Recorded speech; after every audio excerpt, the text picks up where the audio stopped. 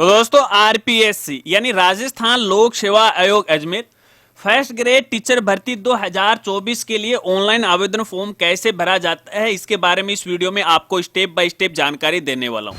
नमस्कार साथियों, मैं हूं आपका अपना साथी राजगुरुजी और आप देख रहे हैं राजगुरुजी एडू यूट्यूब चैनल। तो दोस्तों फॉर्म भरने के लिए सबसे पहले तो देखिए आपको अपनी खुद की एसएसओ आईडी में लॉगिन करना है। जैसे आप लॉगिन करोगे इस तरह का इंटरफेस आपको दिखाई देगा। यहाँ पे एक एप्लीकेशन आपको दिखाई देगी रिक्रूटमेंट पोर्टल।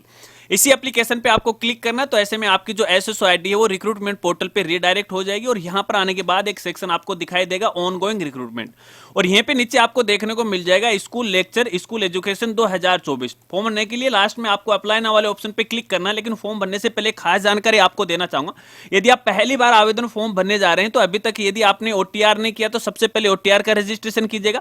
अगर पहले से आपका ओटीआर का रजिस्ट्रेशन हो रखा है तो ओटीआर की ई-केवाईसी कंप्लीट होना जरूरी है। इसके बगैर आप अपना आवेदन फॉर्म है वो नहीं भर पाओगे। ओटीआर या फिर ओटीआर की केवाईसी के बारे में हमने अलग से वीडियो में जानकारी दे रखी है, लिंक आपको वीडियो की डिस्क्रिप्शन में मिल जाएगा। अब फॉर्म भरने के लिए आपको अप्लाई नाउ वाले ऑप्शन पे क्लिक करना है। जैसे आप क्लिक करोगे तो यहाँ पे देखिए कुछ इस तरह से सब्जेक्ट आपको दिखाई देंगे। अगर यहाँ पे आपका सब्जेक्ट का नाम नहीं दिखाई दे रहा है तो नीचे देखिए पेज संख्या है, नेक्स्ट पे आपको यहाँ पे क्लिक करना है तो यहाँ पे आगे सब्जेक्ट आपको दिखाई देंगे। अब जो भी आपका सब्जेक्ट है सिंपली उस पर क्लिक करना। मैं यहाँ पे आपको जियोग्राफी का फॉर्म भरने की प्रोसेस बता रहा हूँ। हालांकि सभी सब्जेक्ट की जो प्रोसेस है वो एक जैसी है, फर्क केवल यहाँ पे सब्जेक्ट का है। जैसे आप अपने सब्जेक्ट पे क्लिक करोगे तो इस तरह से देखिए सबसे पहले आपकी ओटीआर की इंफॉर्मेशन आपको दिखाई देगी, डेटा आप चेक कर लीजिएगा। उसके बाद प्रोसीड वाले ऑप्शन पे आपको क्लिक करना, फॉर्म ओपन हो जाएगा। इसके यहाँ पे देखिए 3-4 स्टेप है, सभी को कंप्लीट करना। पहली स्टेप है बेसिक डिटेल। बेसिक डिटेल के अंदर यहाँ पे कैंडिडेट का नाम है, उसका जेंडर, उसके पिता का नाम, उसकी यहाँ पे डीओबी है, आपको ऑटोमेटिक दिखाई देगी क्योंकि ये ओटीआर से आया है। इसमें आप फिलहाल करेक्शन नहीं कर सकते। कुछ जानकारी आपको यहाँ पे मैनुअल भरनी पड़ेगी, जैसे आपको माता का नाम है। इसके बाद आपकी जो भी कैटेगरी है आप यहाँ से सिलेक्ट है वो कर लीजिएगा। यदि आप दिव्यांग श्रेणी से हैं, फिजिकल हैंडीकैप्ड हैं तो आप अपने आवश्यकता के अनुसार कैटेगरी वो सिलेक्ट कर लीजिएगा। इसके बाद यहाँ से आपकी जो वैवाहिक स्थिति है वो आपको सिलेक्ट करना है। मैरिड हो तो मैरिड कीजिएगा। अगर आप यहाँ पे मैरिड हो तो जीवन साथी का नाम आपको यहाँ पे लिखना पड़ेगा, पिता का नाम लिखना पड़ेगा, कब आपकी शादी हुई आपको लिखनी पड़ेगी, कितने बालक बालिका हैं उनकी संख्या आपको यहाँ पे फिल करना पड़ेगा।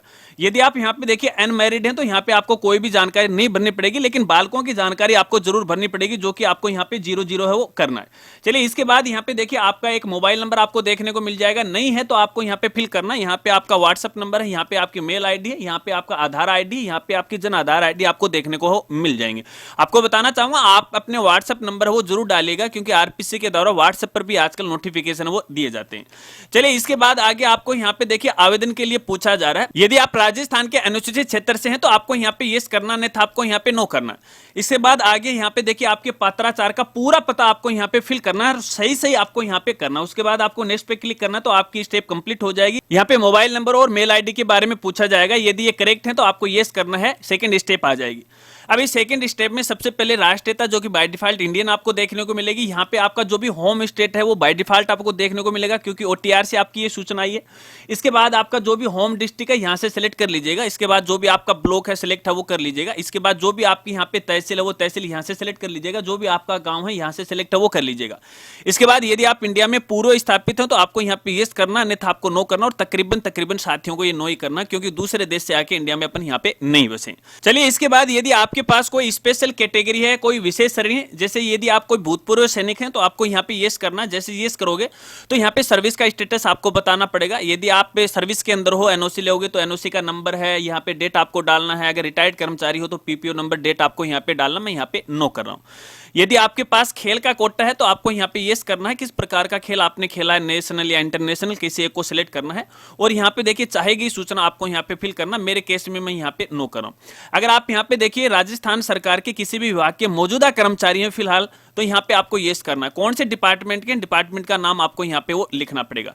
यदि आप यहाँ पे एनसीसी कैंडिडेट हैं तो आपको यहाँ पे यस नो में जवाब देना अपनी आवश्यकता के अनुसार। यदि आप कोई भूतपूर्व कैदी हैं तो उसके अनुसार आपको यहाँ पे यस नो में वो जवाब देना।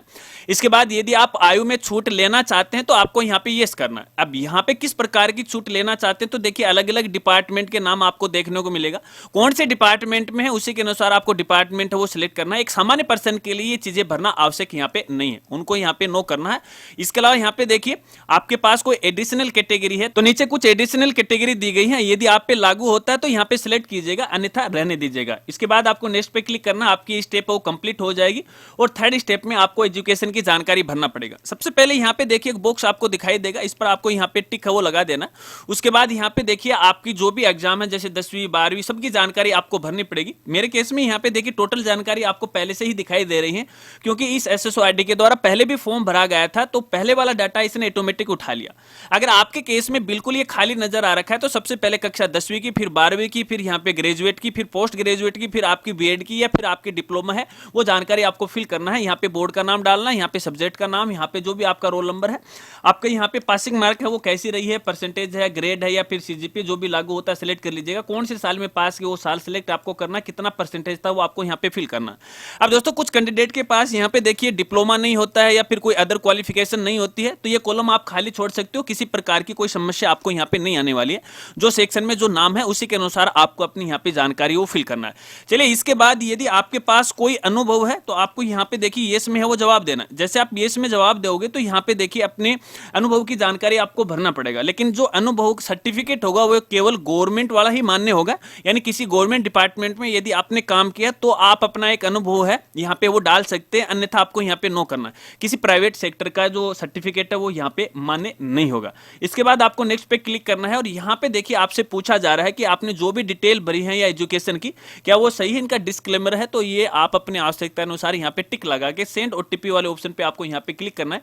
तो ऐसे में एक ओटीपी आपके मोबाइल नंबर और आपकी मेल आईडी पे आ चुकी है, वो आपको यहाँ पे डालना है। ओटीपी डालने के बाद वेरीफाई ओटीपी वाले ऑप्शन पे आपको क्लिक करना है, ओके पे आपको क्लिक करना है। तो ऐसे में आपकी स्टेप कंप्लीट हो जाएगी। यहाँ पे देखिए लास्ट स्टेप आ जाएगी और इस लास्ट स्टेप के अंदर आपको अपनी फोटो है, अपना जो सिग्नेचर है, अपना जो थंब है वो आपको अपलोड करना है। और फोटो आप यहाँ पे देख सकते हैं बाय डिफॉल्ट पहले से आपको देखने को मिलेगी। फोटो आप यहाँ पे चेंज नहीं कर सकते, क्योंकि आपने यहाँ पे देखिए ओटीआर की केवाईसी की थी तो उस समय आपने फोटो अपलोड की थी, तो वही फोटो आपको यहाँ पे देखने को मिलेगी। अब सिग्नेचर अपलोड करने के लिए यहाँ पे देखिए चॉइस फाइल का ऑप्शन आपको मिलता है, इस पर आपको यहाँ पे क्लिक करना है और जहां पर आपका सिग्नेचर है उसे सिलेक्ट है वो कर लीजिएगा। इसके बाद आपका जो भी थंब इंप्रेशन है वो आपको यहाँ पे अपलोड करना है, चॉइस फाइल पे आपको क्लिक करना और जहां पर भी आपका थंब है कुछ इस तरह से आपको यहाँ पे सिलेक्ट करना है। तो मैंने यहाँ पे देखिए सिलेक्ट कर लिया, कुछ इस तरह से आपको देखने को मिल जाएगा। इसके बाद यहाँ पे देखिए आपके शरीर का कोई भी एक पहचान चिन्ह है जो कि प्राकृतिक होना चाहिए, कृत्रिम नहीं होना चाहिए, वो आपको यहाँ पे फिल है वो कर देना। इसके बाद आपको नेक्स्ट पे क्लिक करना, तो आपकी स्टेप कंप्लीट हो जाएगी। इसके बाद आपके फॉर्म का प्रीव्यू आपको दिखाई देगा। देखिए अभी तक आपका जो फॉर्म है वो फाइनल सबमिट नहीं हुआ है। जब आपका फॉर्म फाइनल सबमिट हो जाएगा तो यहाँ पे तो देखिए एक एप्लीकेशन नंबर आ जाएगा और आपकी ये जो फोटो है ना इसके ऊपर बार कोड आ जाएगा। जब बार कोड आ जाए और एप्लीकेशन नंबर आ जाए इसका मतलब है कि आपका फॉर्म फाइनल सबमिट हो गया। फॉर्म को फाइनल सबमिट करने से पहले एक बार डिटेल है अच्छी तरह से आप चेक कर लीजिएगा, क्योंकि एक बार सबमिट हो जाएगा उसके बाद आप डिटेल में करेक्शन नहीं कर पाओगे। अगर आरपीसी मौका देता है तो उसके बाद आपसे 500-400 रुपये है वो फिर से है वो हटेगा। तो ऐसे में है आप पहले इसे चेक कर लीजिएगा। अगर आपको लगता है कि हमारे फॉर्म में किसी प्रकार की कोई गलती है तो यहाँ पे देखिए अपडेट का ऑप्शन आपको नजर आएगा, इस पे क्लिक कीजिएगा। फर्स्ट स्टेप पे वापस ओपन हो जाएगी और जिस स्टेप में जो गलती है उसे करेक्शन कीजिएगा, वापस यहाँ आ जाएगा। अगर आपको लगता है कि फॉर्म बिल्कुल सही है तो इसके बाद लास्ट में आपको देखिए इनकी घोषणा मिलेगी। यहाँ पे एक बॉक्स है वो देखने को मिलेगा, इस पर आपको यहाँ पे टिक लगाना है और यहाँ पे फाइनल सबमिट पे क्लिक कर देना है। जैसे फाइनल सबमिट पे क्लिक करोगे तो आपका जो फॉर्म है वो फाइनल सबमिट हो जाएगा। इसके बाद आप इसमें करेक्शन नहीं कर पाओगे। अब दोस्तों इस फॉर्म को है मैं यहाँ पे देखिए फाइनल सबमिट नहीं करूंगा, क्योंकि आपके लिए ये डेमो वीडियो है। कई बार क्या होता है कि जब भी हमारे जो साथी लोग फॉर्म भरते हैं तो फॉर्म कंप्लीट नहीं होता है, लेकिन जैसे वो दोबारा भरने का प्रयास करते हैं तो वो फॉर्म है वो नहीं भर पाते हैं। तो ये क्या समस्या है, अगर आपके सामने किसी प्रकार का कोई टेक्निकल इश्यू आ गया या आपका फोन बंद हो गया, पीसी कंप्यूटर बंद हो गया, तो दोबारा फॉर्म आप कैसे भरोगे। एक बार मैं होम पेज पे आपको क्लिक करके वो दिखा रहा हूं। वापस देखिए अप्लाई नाउ वाले ऑप्शन पे अपन क्लिक करेंगे और जो भी हमारा सब्जेक्ट है, एक बार मैं नेक्स्ट पे क्लिक करता हूं तो देखिए हमने इस सब्जेक्ट के लिए फिल किया था। जैसे अपन यहाँ पे क्लिक करेंगे तो ये बोलेगा how you already applied for this post, यानी इस सब्जेक्ट के लिए आपने फॉर्म पहले से ही भर चुके हो, जबकि हमारा जो फॉर्म है वो यहाँ पे फाइनल सबमिट नहीं हुआ। तो यहाँ पे जो फॉर्म चल रहा है उसको फाइनल आप कैसे करोगे।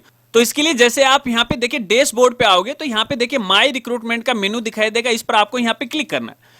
अब यहाँ पे देखिए जो फॉर्म आप फिलहाल भरे हो जो कंप्लीट नहीं हुआ उसके आगे यहाँ पे देखिए आपको अप्लाई नाउ का ऑप्शन नजर आएगा, क्लिक कीजिएगा, आपका फॉर्म है वहीं से है, पहले स्टेप से ओपन हो जाएगा, फिर इसको फाइनल सबमिट कर दीजिएगा। और जब आपका फॉर्म फाइनल सबमिट हो जाता है ना, तो उसके बाद देखिए इस फॉर्म के आगे आपको व्यू एप्लीकेशन है वो दिखाई देगा, और यहाँ से आप अपना भरा हुआ आवेदन फॉर्म है आसानी से डाउनलोड कर सकते हैं। जैसे आप इस पे यहाँ पे क्लिक करोगे, क्लिक करने के बाद इस तरह से फॉर्म आपको दिखाई देगा। यहाँ पे देखिए विभाग का लोगो है, एप्लीकेशन नंबर है, यहाँ पे बार कोड है। प्रिंट करना चाहते हैं तो यहाँ पे देखिए प्रिंट का आइकन है, क्लिक कीजिएगा, पीडीएफ फाइल में सेव कर लीजिएगा अपने भविष्य के लिए। और वैसे भी देखिए एसएसओ आईडी में आपको हर समय वो देखने को मिलेगा, तो कभी भी आप अपने एसएसओ आईडी से भरा हुआ आवेदन फॉर्म है वो डाउनलोड कर सकते हैं, या फिर भविष्य में है वो देख सकते हैं। आशा रखता हूं अब आप अच्छी तरह से समझ गए होंगे। अगर फॉर्म भरते समय आपके सामने किसी प्रकार की कोई समस्या आ रही है या फिर आपका कोई सवाल है, तो आप बेझिझक है मेरे साथ वो शेयर कर सकते हैं, आपकी मदद करने में मुझे खुशी होगी।